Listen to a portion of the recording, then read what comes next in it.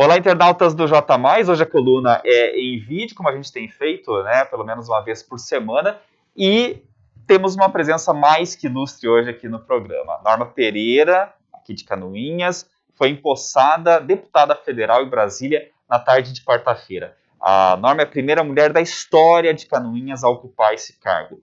Independente de gênero, ela é a primeira pessoa em 40 anos a ser empossada deputada federal em Brasília, saindo aqui de Canoinhas. A última pessoa que conseguiu essa façanha foi, não por acaso, o sogro da Norma, o seu Acácio Pereira, em 1980, quando então ele assumiu a suplência do Pedro Ivo Campos pelo MDB. É um momento mais que especial, né, Norma? A gente sentiu tua emoção no discurso, não, aliás, no discurso não, no juramento, né, que foi feito na tarde de quarta-feira lá em Brasília. A gente sentiu muito orgulho também, afinal de contas, é uma façanha. Muito obrigado por ter aceitado o nosso convite. Imagina, Ednei, se eu não aceitaria, né? É uma honra muito grande participar de uma entrevista sua do J+, e honra maior ainda poder falar para você e para os nossos internautas sobre esse momento que realmente ficará na história. Eu só de lembrar aqui eu me arrepio, que eu entrei na Câmara Federal várias vezes, sempre gostei de participar da política. Nos anos 70, 80, eu participava em Joinville, de MDB jovem e tudo mais. Fazia campanha para o Pedro Ivo Campos lá, né, e jamais imaginaria que o suplente dele seria o meu futuro sogro, que nem conhecia, né, porque eu conheci o Francisco em final de 80 e nos casamos em 82, aliás, conheci final de 81 e nos casamos em 82. Então veja que realmente é uma emoção. E estar lá representando Canoinhas e o Planalto Norte era outra emoção. E estar lá representando realmente as mulheres era uma emoção maior ainda. Lógico, né, que, como você disse, independente de gênero. Mas era uma coisa extraordinária. E eu imaginando as nossas estrelinhas lá no céu brilhando, o ex-deputado Haroldo Carneiro de Carvalho, né, que foi deputado até 1979, e que, se a gente olhar na história, né, quanto que Canoinhas era pujante naquela época que tinha representação política. E daí me lembrei lá de todos que a gente tinha amizade, que gostavam da gente, que já são estrelas e que estão cuidando da gente como anjos. Era uma soma de emoções que não dá para explicar. Eu tremia, enfim. E a posse também foi tudo muito rápido, né, Ednei? Foi tudo muito rápido. Não pude discursar lá, porque foi feita a posse no meio de uma plenária. Para terminar a plenária demoraria muito, a gente perderia o voo de ontem, né? Teria que transferir para hoje. Eu queria estar em Canoinhas hoje. Essa terra, ela tem um imã que atrai não só a mim, mas a muita gente que tem uma paixão especial aqui, né? Por esse clima, enfim, as pessoas, o cheiro. Pois é, Norma, veja, né, como o mundo dá voltas, né? Porque a gente, em novembro, quando você disputou a prefeitura, né, acabou perdendo a eleição, e a grande discussão que se fazia a respeito de você naquele momento era: se Norma ganhar, ela fica em Canoinhas ou vai a Brasília? Porque naquele mesmo período, a Carmen Zanotto era candidata a prefeita de Lages. E aí, então, te fazia-se muito essa pergunta, criou-se essa polêmica, né, que no final das contas se tornou inócua, porque também a Carmen não venceu a eleição lá em Lages. Naquele momento, você entendeu que era hora de recuar e de esperar uma próxima eleição, ou talvez nem disputar? Ou seja, pelo que eu entendi até das nossas conversas posteriores, para você aquela porta estava fechada, né? Na verdade, assim, eu sempre me interessei por política, e eu acho que todos devem se interessar, porque a política é o começo de tudo. Tudo começa pela política, tudo começa por uma boa política.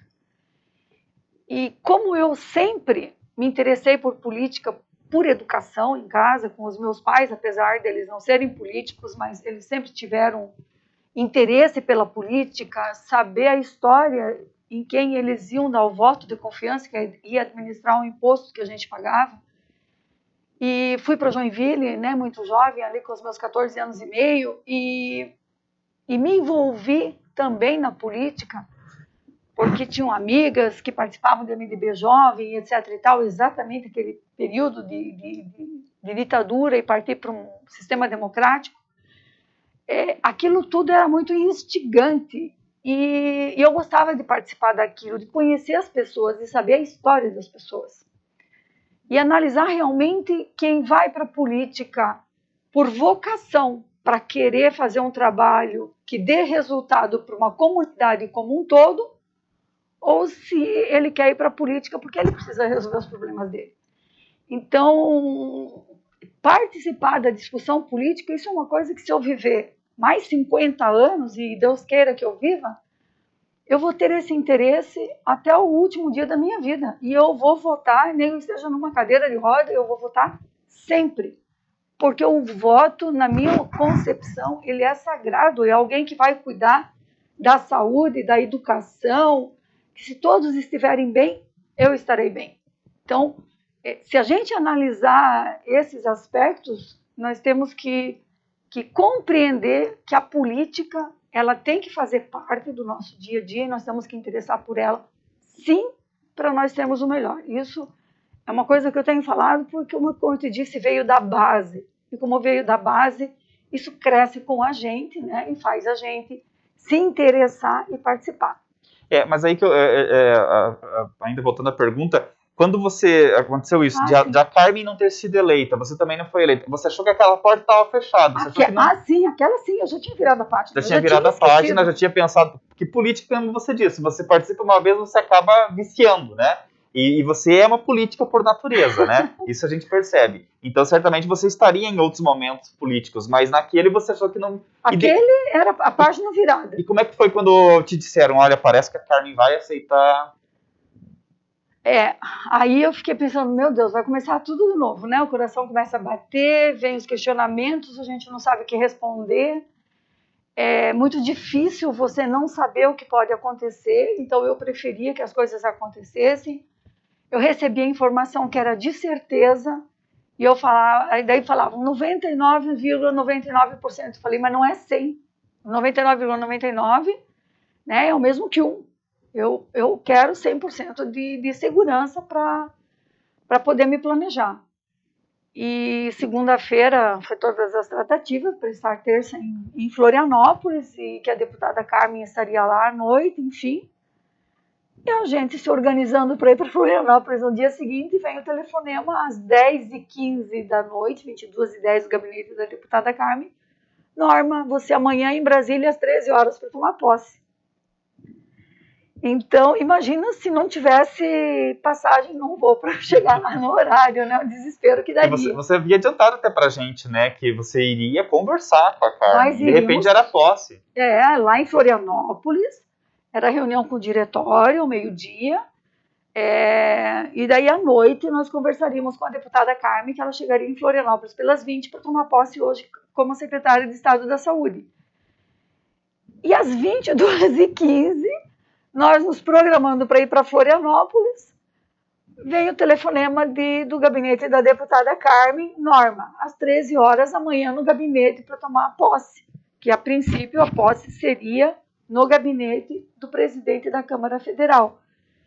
E como o plenário se atrasou muito, porque houveram aquelas discussões sobre a questão da energia elétrica, né, das sobras para a população de baixa renda, enfim, e eu participei de algumas discussões ali de comissões, e daí que se decidiu, o presidente em exercício decidiu fazer em plenário. Aí foi feito em plenário no meio do debate. Norma, tem muita coisa que você vai poder fazer lá, muita coisa também que às vezes as pessoas acham que a Norma vai poder fazer lá, mas não vai, né? Você até comentou no Fala Cidade, meu programa na 98, sobre a questão da SC 477, que você pode dar um empurrãozinho, mas você não pode ter uma passagem decisiva, porque ela é uma rodovia estadual. Exatamente. Né?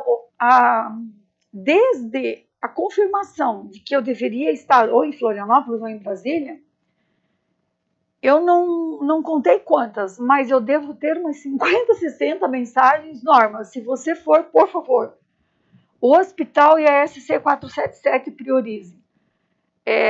Na verdade, quando as pessoas falam no hospital, é a questão da saúde, que inclusive eu conversei bastante com a deputada Carmen, Porque os hospitais da nossa região, eles precisam de estrutura para tudo, né? E a questão econômica também.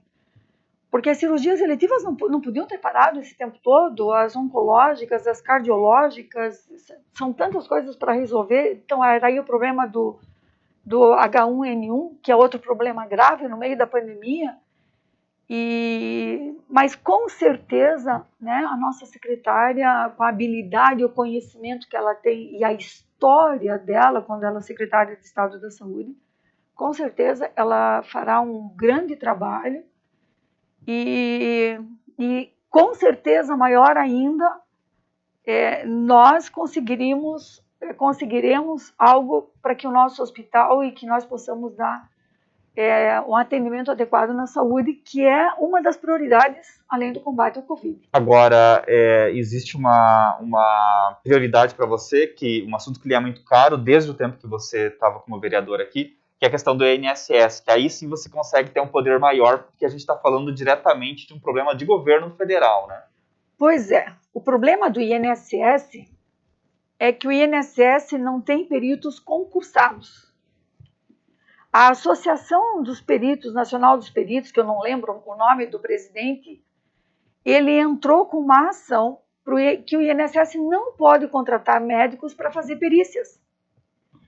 E esse processo a última vez que eu consultei, estava com a ministra Rosa Weber no STJ, precisando da caneta dela, porque se ela despachasse, dando ordem para o INSS contratar médicos para fazer perícia, o problema estaria resolvido. Então, a matéria está sub júdice, e quando ela está sub júdice, o INSS não pode contratar médicos que não sejam os concursados. E se não me falha a memória, não existe médico na lista de chamados. Para ser chamado, teria que abrir um novo concurso. E não tem médico para remanejar para Canoinhas. Joinville está com deficiência, Mafra e São Bento já ficam revisando, a maioria foi se aposentando e os médicos concursados não foram substituídos. Esse é um problema sério e que estava, inclusive, sendo debatido lá ontem, numa das comissões de Previdência, porque o problema é no Brasil inteiro. Então, a conclusão que se chegou lá num grupo de debate é que, de fato, há que se ter uma ação frente a uma provocação, talvez, com essa ação que está parada no Supremo Tribunal Federal. Quer dizer, está sub júdice. Quando está sub júdice, tem que esperar. Exatamente. Mas é um problema bastante complexo, mas claro que a sua presença lá pode ajudar, né? Sem dúvida. E muito. Nona, quando você, depois da eleição de 2020, você pensava em concorrer em 2022 novamente a federal? Porque agora tudo muda, né? Tá. É que tudo é política, ela é muito dinâmica, né? Como dizia o saudoso Ulisses Guimarães, política é como nuvem, ela está aqui e de repente está lá. Eu nunca imaginava ver no Facebook lá aquela fotografia lá da Daniela, a nossa atual governadora, a Carmen Zanotto, a deputada Giovânia de Sá, todos juntos lá que estavam. Isso eu não imaginava e de repente aconteceu e de repente, né, eu sou chamada, a política como nuvem. Às vezes você pode querer, mas a sociedade não quer.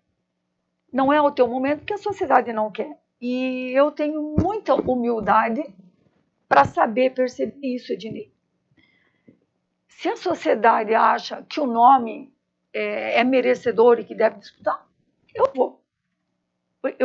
Eu acho que a política ela tem que ser invertida. A sociedade que precisa. Eu bater no peito, eu sou candidato e ponto final. Isso eu não sou desse princípio. Eu prefiro que... não, a Norma é um bom nome, o Ednei é um bom nome, o Luiz é um bom nome, o José é um bom nome. Uhum. Tem proposta, tem perfil, tem trânsito com a população, tem carisma, tem projetos, é tanta coisa que a gente precisa ver, sabe, Ednei? Mas você bem sabe que esse fato de você estar assumindo esse cargo de deputada federal já te dá um know-how, né? Dá outro rumo. E é claro, a sociedade, de modo geral, é quem decide. Porém, tem algo muito importante que é o apoio dos prefeitos da região. Eu soube que muitos deles já te procuraram, te parabenizaram e certamente vão te procurar pedindo apoio em uma demanda ou outra lá em Brasília, né? E, na verdade, Ednei, tem que ter a parceria com os prefeitos. Como é que o deputado da região vai poder pleitear algo se ele não tem a demanda do prefeito? Nada melhor do que o prefeito, dos vereadores, para saberem das demandas e a gente lá poder protocolar, ver o que tem de disponibilidade nos ministérios, o que tem no Ministério da Infraestrutura, Ministério da Agricultura, o que pode ser feito, e fazer contatos e ter esses contatos numa eventualidade de a Carmen voltar e eu vir para cá, a gente ter contatos, prefeitos terem contatos, as lideranças, para que as coisas continuem caminhando. Isso eu senti ontem lá, ficando um dia inteiro com a deputada Carmen e mais a Juliana que eu levei para ir comigo, que ficou no gabinete, acompanhando o dia do gabinete, e a gente percebeu o quanto que é importante os contatos. Então, eu nessa função, eu preciso da parceria de todos os prefeitos do Planalto Norte, assim como, né, de Canoinhas, Três Barras, Bela Vista do Toldo, Major Vieira. Imagina, Três Barras, eu tive 3.323 votos. Papanduva, de quase 4.000 votos válidos, eu tive 957. Então, eu tenho essa gratidão e esse senso de que, nesse momento, tudo isso está acima de tudo que já foi, de tudo que já é página virada, para desenvolver um bom trabalho. Agora, Norma, claro que, como você mesmo disse, política é muito dinâmica, é como nuvem, né? Muda a todo momento. Mas depende de muitos fatores um sucesso numa possível candidatura em 2022. Primeiro, quanto tempo você vai ficar lá, né? A autonomia que a Carmen vai te dar também, que eu acho um assunto que a gente tem que tratar. Você vai ter uma autonomia para trabalhar ou ela está impondo algumas condições ali? Condições não foram impostas nenhuma. Eu terei toda a liberdade para trabalhar, protocolar demandas, projetos de lei. Tem muitos servidores efetivos lá com quem a gente conversou, que a gente viu que são muito competentes. Aliás, em todos os setores que nós somos, a gente viu muito profissionalismo, muita competência. Nada como a gente conviver e nesse dia a dia para a gente ter uma visão geral. E em relação a cargos e tal, isso a gente vai conversar segunda-feira em Florianópolis, junto com a deputada Giovânia de Sá e mais algumas lideranças do nosso partido. Vocês chegaram a discutir a questão das emendas, por exemplo? O que ela indicou, o que vir para frente é contigo? O que ela indicou está indicado, e lógico, vou respeitar, né, até porque a gente precisa ter essa relação de confiança para a gente ter o maior prazo possível para ficar lá e conseguir formalizar vários contatos, enfim. Mas a gente vai conversar sobre isso segunda-feira em Florianópolis. Agora, o prefeito Beto Passos, por exemplo, que é aqui de Canoinhas, né? A gente está gravando essa entrevista na tarde de quinta, ele até agora não se manifestou, não parabenizou a Norma, nada disso. Mas você já deu uma sinalização aí de que o que passou, né? Quer dizer, foram adversários na eleição passada, mas ficou lá, né? A questão agora é outra história, né, Norma? Independente de um ato de um gesto de fair play aí por parte do prefeito Beto Passos, você vai fazer porque você vai precisar fazer esse diálogo com o próprio Beto, com a estrutura municipal, se você quer ajudar o município, né? Canoinhas está acima de lei, né? Nós somos passageiros. Canoinhas vai ficar.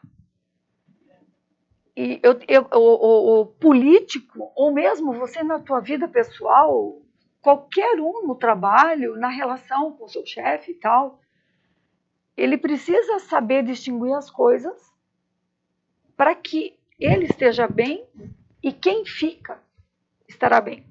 E o político muito mais, porque se eu me for, Canoinhas vai continuar. Se eu não quiser mais participar do processo político, a população está aí, tudo vai continuar. E eu tenho que deixar algo para a comunidade. Eu não posso fazer com que isso prejudique Canoinhas, que está acima de tudo. Até porque eu tenho um amor imenso por essa terra, que, né, dos meus 64 anos de idade, 40 eu estou aqui.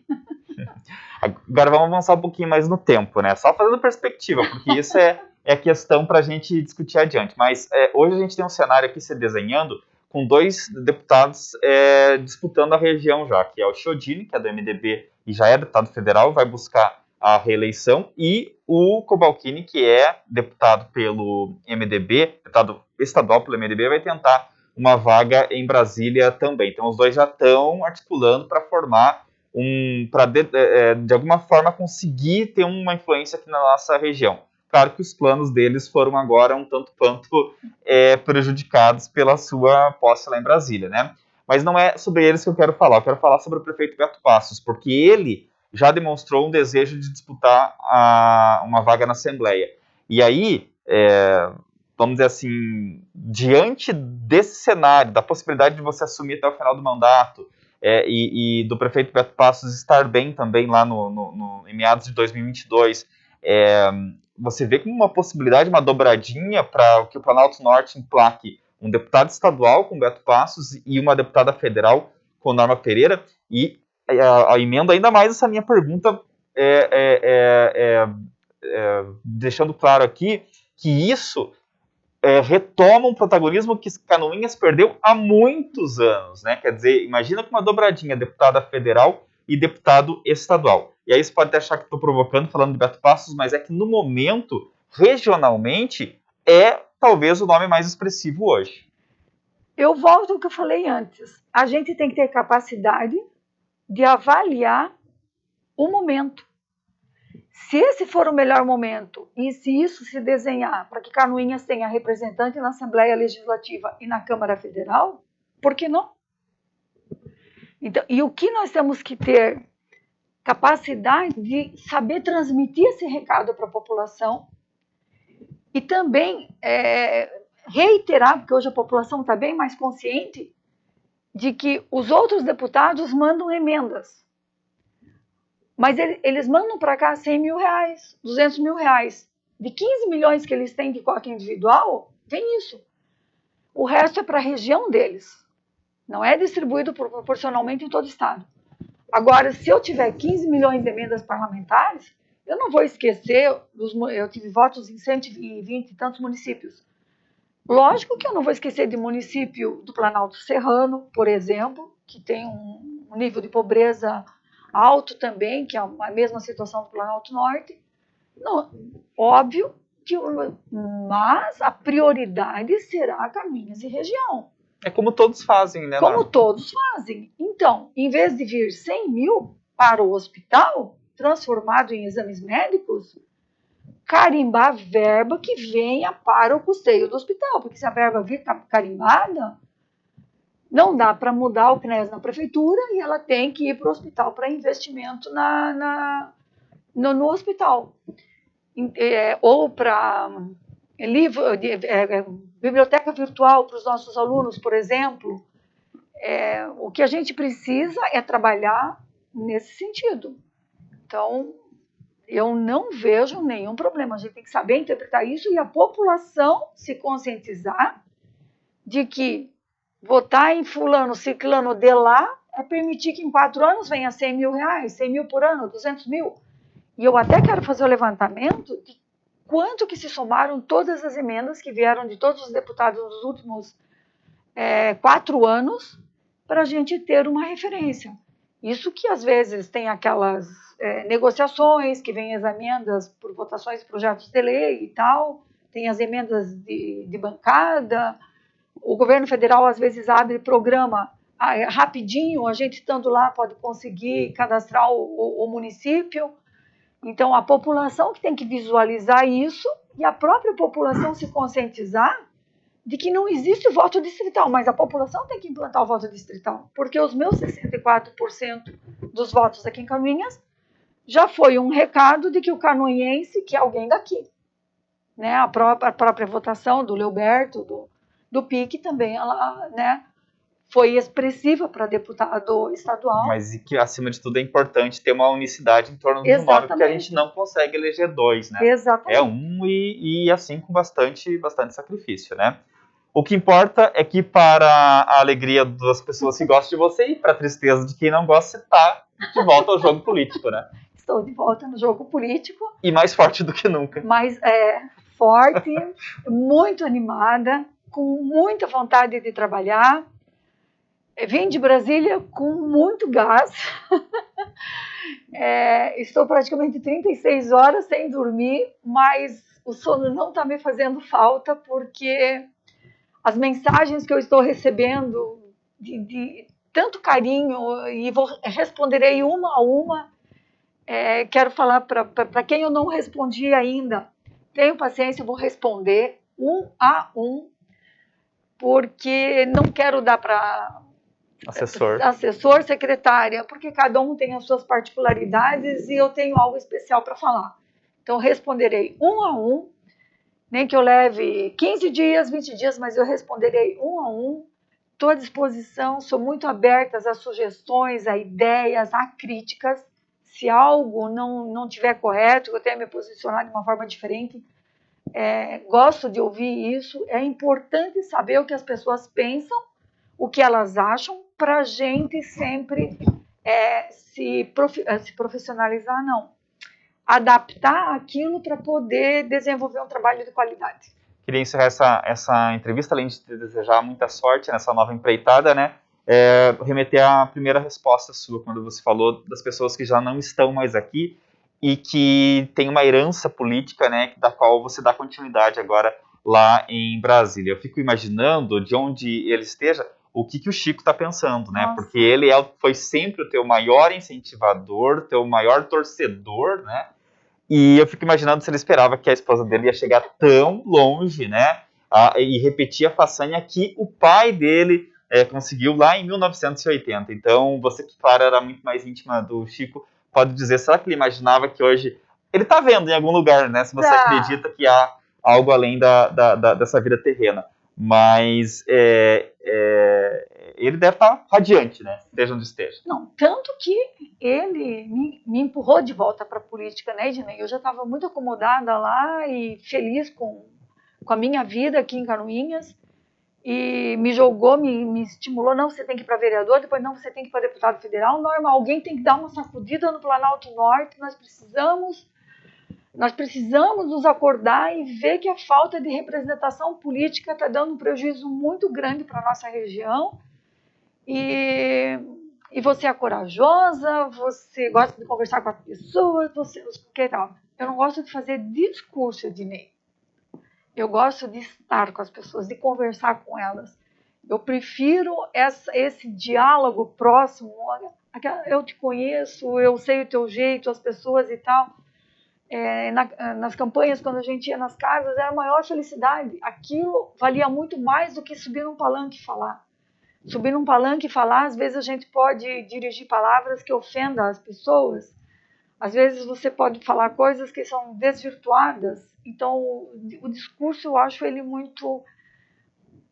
Eu não sei, ele fere algum, não é muito produtivo. Eu acho que esse contato pessoal, ele dá uma realidade maior para a gente da situação e a gente pode fazer um trabalho melhor diante disso. Então, o Chico, onde esteja, onde estiver, né, certamente um lugar muito bom, ele está lá torcendo por você também. É uma grande estrela lá me iluminando. Com certeza. Norma, muito obrigado, sucesso. Imagina. E espero, claro, né, que a gente volte a falar outras vezes. Vamos falar com certeza, porque vão vir boas novidades por aí e a gente vai estar acompanhando com toda certeza. Obrigado, amigo internauta.